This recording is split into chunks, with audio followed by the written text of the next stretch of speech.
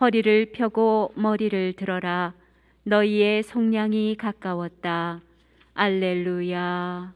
주님께서 여러분과 함께 또한 사제의 영과 함께 루카가 전한 거룩한 복음입니다. 주님 영광 받으소서. 그때에 예수님께서 제자들에게 비유 하나를 말씀하셨다. 무화과 나무와 다른 모든 나무를 보아라. 잎이 돋자마자 너희는 그것을 보고 여름이 이미 가까이 온 줄을 저절로 알게 된다. 이와 같이 너희도 이러한 일들이 일어나는 것을 보거든 하느님의 나라가 가까이 온 줄 알아라. 내가 진실로 너희에게 말한다. 이 세대가 지나기 전에 모든 일이 일어날 것이다. 하늘과 땅은 사라질지라도 내 말은 결코 사라지지 않을 것이다. 주님의 말씀입니다. 그리스도님 참배합니다. 평화를 빕니다. 평화를 빕니다. 며느리들 중에 시부모님 모시고 있는 며느리들이 있습니다. 특히 시어머니 모시는 것은 까다롭고 힘든 것 같지만 그래도 시어머니가 자기 관리들은 잘 하십니다. 근데 어떤 시부모님 모시는 게 힘드냐면 시아버님, 홀 시아버님 모시는 게 그렇게 힘들답니다. 그게 만만치 않은 거예요. 챙겨드리자니 어디까지 접근해야 될지 모르겠고 또 이렇게 너무 거리를 띄우자니 아버님이 또 너무 안 돼 보이시고 그래서 제가 방문해서 아이고 고생 많으십니다. 힘드시죠? 이러면은 되게 뭐라고 대답하냐면 그렇죠 뭐 이렇게 대답합니다. 근데 거기에서 예 힘듭니다. 죽겠어요. 이런 말을 할 수 있습니까? 없습니까? 못 하는 거예요. 그렇죠 뭐 그러면 고충이 많다는 겁니다. 이렇게 표현하는 방법을 암시한다 이렇게 얘기하고요. 좀 더 이렇게 약간 고급스럽게 표현하면 묵시적으로 표현한다 이렇게 얘기합니다. 이스라엘 백성들이 그런 겁니다. 그 수많은 강대국들 밑에서 시달려 왔던 나라입니다. 우리나라처럼 옆에 중국이 있고 일본이 있고 미국이 있고 러시아가 있고 동시대가 아니라 그 옛날 수백 년 수천 년부터 이집트에서부터 시작해서 또 바빌론, 페르시아, 그리스, 로마에 이르기까지 로마에 이르서는 아예 멸망해 버립니다. 이스라엘이라는 나라가. 얼마나 힘들겠습니까? 그 상황에서 아이고 남의 나라 밑에서 힘들겠지요. 그러면 예 힘들어 죽겠습니다. 그러면 그 지배하고 있는 나라가 가만히 둡니까? 일제시대 때 우리나라 사람들한테 아이고 일제시대 일본 치하에서 힘드시지요. 그러면 일본 놈들 지긋지긋합니다. 이러면은 일본 사람이 가만히 있겠어요? 그래서 완곡하게 묵시적으로 암시적으로 표현하는 게 이 다니엘서입니다. 그리고 예수님 시대의 묵시문학도 그러했습니다. 한 몇 주 전에 그 오늘 복음 말씀과 함께 이 나라가 다 멸망할 것이다. 돌 하나가 제대로 남아 있지 않을 것이다. 이런 복음 말씀이 있었거든요. 그 시기에 어떤 요셉 이반인가 뭐 어떤 반에서 그 복음 나눔을 했습니다. 반 모임하면서.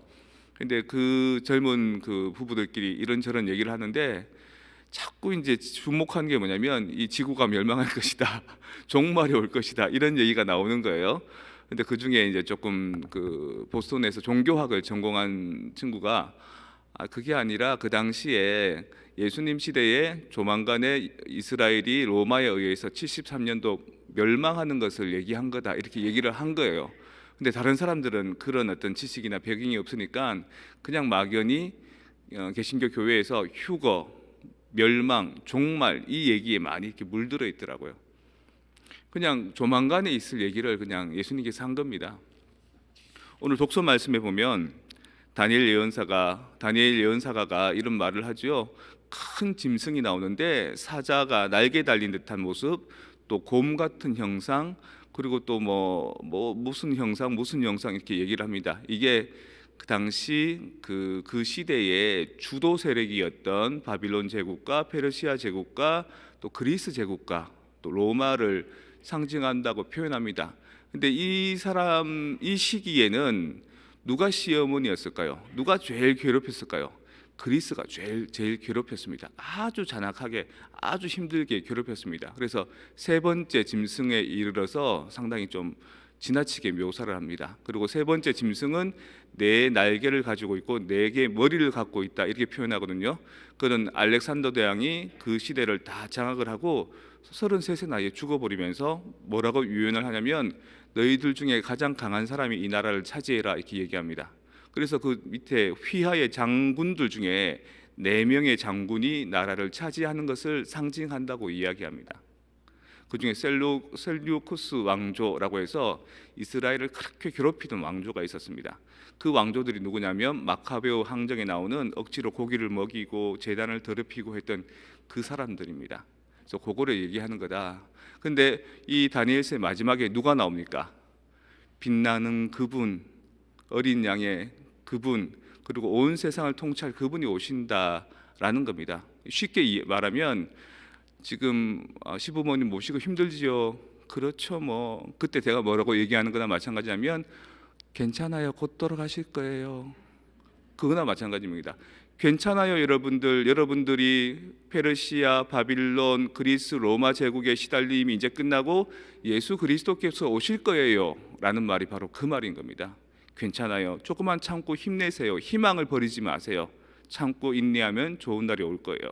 그걸 위해서 좋은 때가 오겠거니 하고 입만 벌리고 있는 게 아니라 우리가 준비합시다. 우리가 공부하고 우리의 역사들을 다시 되새기고 우리가 무엇이 잘못되었는지를 어떻게 해야지 다시 피집에 받지 않는지를 노력해야 됩니다 라고 얘기하는 겁니다. 이 다니엘 예언자가.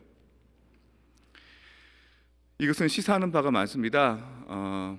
우리보다 더 막대한 힘이 우리를 이렇게 장악할 수 있죠. 우리가 어린 시절에는 우리 아버지, 우리 어머니, 우리 주변의 뭐 사회 이런 것들이 우리를 이렇게 힘들게 하면 우리가 어쩔 도리가 없죠. 하지만 우리 지금 어떻게 살고 있습니까? 그 어렵고 힘들고 가난했던 시기를 벗어나서 미국 땅에 와서 한때 열심히 누구보다도 살아왔고 지금 기반을 다져왔지 않습니까? 비록 지금은 나이가 들어서 흘러간 옛 노래를 더 좋아하게 되긴 했지만 그래도 우리 한때 뜨거웠습니다. 연탄처럼. 그래서 연탄이 다 벌겋게 타고 난 뒤에 하얀 재처럼 우리가 된 겁니다. 머리 허옇게. 그래서 누가 젊은 사람들이 여러분 이렇게 비웃으면 야, 연탄 발로 차지 마라. 너희는 한때 그렇게 뜨거운 적 있었냐? 이렇게 얘기하시면 됩니다. 그래서 이런 상황에서 우리 어렵고 힘든 환경들 또 부모의 가난들 또 여러 가지 뭐 배려되지 못했던 그것만을 원망할 것이 아니라 그럴수록 이 안에서도 희망을 잃지 말고 기도 안에서 나 자신에 대해서 자부심을 느끼면서 살아가고 그리고 지금은 많이 시간이 지나서 옛날 같지 않지만 그래도 좋았던 그때를 생각하면서 나뿐만 아니라 우리 주변의 공동체도 우리의 자식 세대들도 계속해서 그렇게 뜨겁게 살아갈 수 있도록 자신의 인생을 어떤 환경에도 불구하고 굴하지 않고 선도해 나갈 수 있도록 기도하자라는 게 독서와 복음의 말씀인 겁니다. 이틀만 기다리십시오. 이제 대림절이 시작합니다. 예수님을 기다린다라는 메시지가 나올 겁니다. 이번 11월 달 내내 종말에 대한 메시지가 나왔기 때문에 좀 우울했지만 이제 그런 메시지 싹 사라집니다. 희망을 향해서 미래를 향해서 우리는 전망해야 될 때가 지금 다가오고 있습니다. 회개하여라. 하느님의 나라가 가까이 왔다.